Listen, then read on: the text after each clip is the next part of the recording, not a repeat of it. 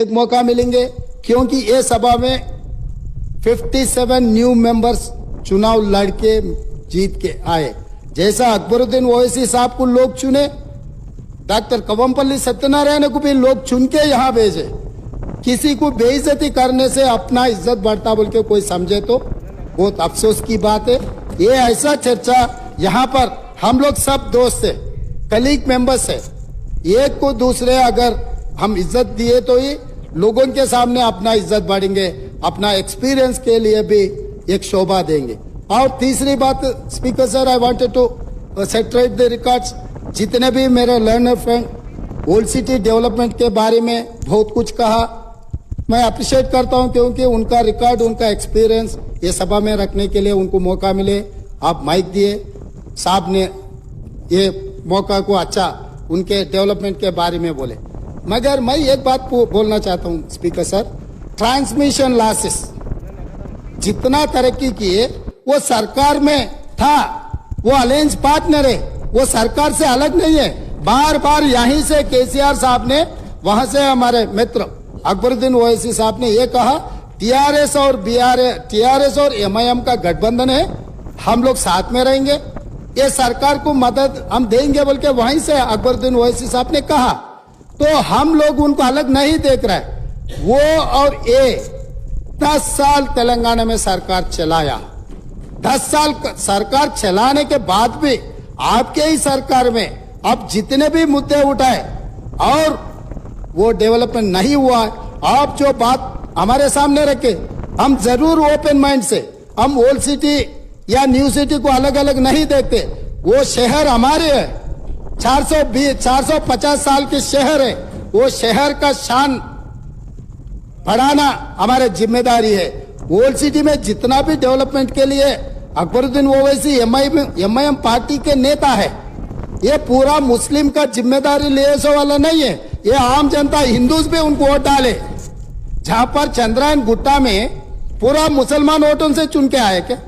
Old city में जितने भी 7 एमएलए जीत कर आए, हिंदू का कोई किसी का वोट नहीं मिला एमआईएम को। ये बात कहना चाहता है, ये बात तो ठीक नहीं, अफसोस की बात है। सब लोग आपको वोट देके आपको चुना के इधर भी जाए। आप बोल रहे मुसलमान के आवाज दबाने के लिए कोशिश कर रहे। भाई आपके मुसलमान के रिप्रेजेंटेटिव जैसा नहीं देख रहे।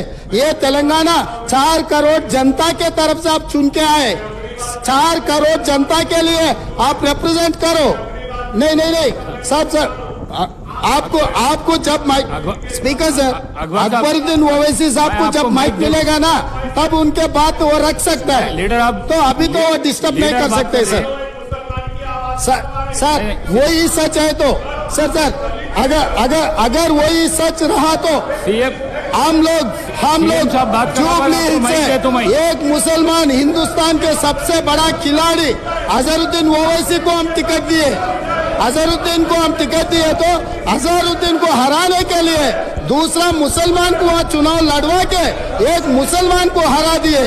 दूसरी बात, कामारेड्डी से हम लोग शब्बीर अली जी को जिताने के लिए, एक माइनॉरिटी को जिताने के लिए हम कोशिश किए तो शब्बीर अली को हराने के लिए उनके जाने माने दोस्त कल्वकुंट्ला चंद्रशेखर राव वहाँ कामारेड्डी से चुनाव लड़ा साहब। इन्हों अजहरुद्दीन को हरा देते एक मुसलमान को, इनके खास दोस्त कल्वकुंट्ला चंद्रशेखर राव कामारेड्डी में दूसरे मुसलमान को हराने के लिए कोशिश करते। मगर ये मुसलमान के हक के ठेकेदार कैसे बनेंगे सर?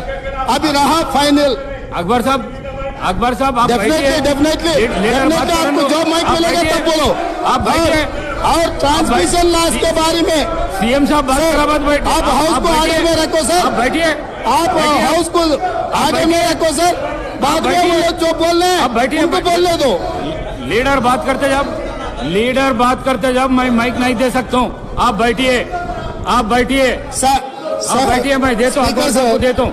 आप अकबर साहब को देता हूँ, बैठिए आप। स्पीकर सर, अगर ये मामला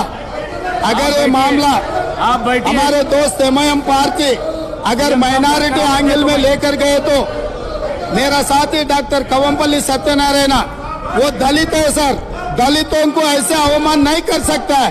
वो दलित है, दलित को एमआईएम मुसलमान लोग मिलके उनको बेइज्जती करना भी ठीक नहीं है सर।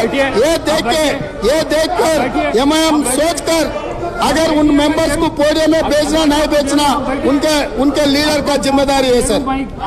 और रहा सर, अब इतना सारे ओल्ड सिटी में डेवलपमेंट हुआ ना सर, मैं यहाँ पर ट्रांसमिशन लॉसेस के बारे में मैं ये हाउस के सामने गवर्नमेंट डॉक्यूमेंट में रखना चाहता हूँ। Hyderabad south 43% transmission losses, Siddipet division 61.37% transmission losses, Garhwal division 50.29 transmission losses. Speaker sir, విద్యుత్ సరఫరాలో బిల్లుల వసూలులో ఈ రోజు హరీష్ రావు గారు బాధ్యత వహిస్తున్న సిద్దిపేటలో let me so sir Akbar साहब नहीं अकबर साहब प्लीज नहीं अकबर साहब आप इतना समझो प्लीज। ये सरकार जिम्मेदारी से ये व्हाइट पेपर टेबल किए, ये व्हाइट पेपर टेबल करने के बाद आप जो भी सुझाव दे रहे सुझाव लेने के लिए भी हम तैयार हैं। इसका मतलब ये नहीं है जो इल्जाम किए जो गुनहगार है आप उनके तारीफ पे तारीफ करते रहा तो यहाँ बैठकर सुनने के लिए कोई तैयार नहीं है। आप जो ओल्ड सिटी हैदराबाद के लिए या तेलंगाना के लिए डेवलपमेंट करने के लिए क्या फंड चाहिए आप बोलो, हम जिम्मेदारी से हम निभाएंगे। मगर आप ये काम नहीं कर रहे हैं। आप पुराने दोस्त को, जो बिगड़ा हुआ दोस्त को आप बचाने के लिए जितना आपके शक्ति है सब सारा आप क्यों उनके रक्षा के लिए आ रहे, मेरे समझ में नहीं आ इसका ये आप क्या करना चाह रहे हैं? आप क्या मदद कर रहे हैं? नहीं, अच्छा दोस्त को स्पीकर सर, अच्छे दोस्त को 10 रुपए देकर साथ में लेना, बुरा दोस्त को 10 रुपए देकर छुड़ा लेना, ऐसे दोस्ती आपको ठीक नहीं है। आप जितना तेलंगाना जनता जिनको तिरस्कार किए वहां पर बिठाए उनके तरफ आप क्यों वकालत ले रहे? और रहा अब फाइनल बात है, आप 7 सीट जीते, मगर बहादुरपुरा में कितने वोटों से जीते, नामपल्ली में कितने वोटों से जीते, एक बार ये भी आप हिसाब किताब ले लो। अकबर साहब, हमको कोई एतराज नहीं है आपके पार्टी जिताने के लिए। आपके पार्टी अगर 9 सीट 10 सीट 12 सीट कुछ भी जीतने के लिए आपका पॉलिटिकल पार्टी का हक है, मगर माइनॉरिटी का हक बचाने का जिम्मेदारी हमारे है। हर बहुत सारे प्रदेशों में हम मुख्यमंत्री बनाए, इस देश का राष्ट्रपति माइनॉरिटी को हमने बनाया, आपने नहीं बनाया। आप नहीं बनाया, बिहार के, उत्तर प्रदेश के, महाराष्ट्र में हम लोग मुख्यमंत्री बनाए माइनॉरिटीज को। इस देश का राष्ट्रपति हम ही ने बनाया माइनॉरिटी को।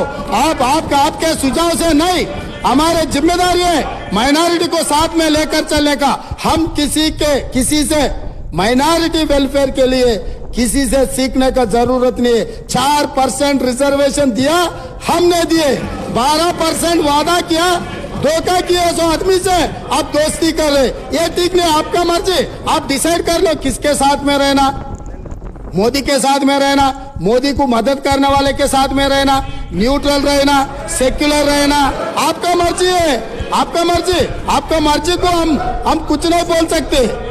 मगर कांग्रेस के ऊपर जब इल्जाम लगाने के लिए कोशिश कर रहा है, सोच कर इल्जाम करो, क्योंकि हम लोग స్పీకర్ సార్ నేను ఒకటే మాట చెప్పదలుచుకున్నా, వాళ్ళ ఇష్టం, వాళ్ళు సర్వస్వత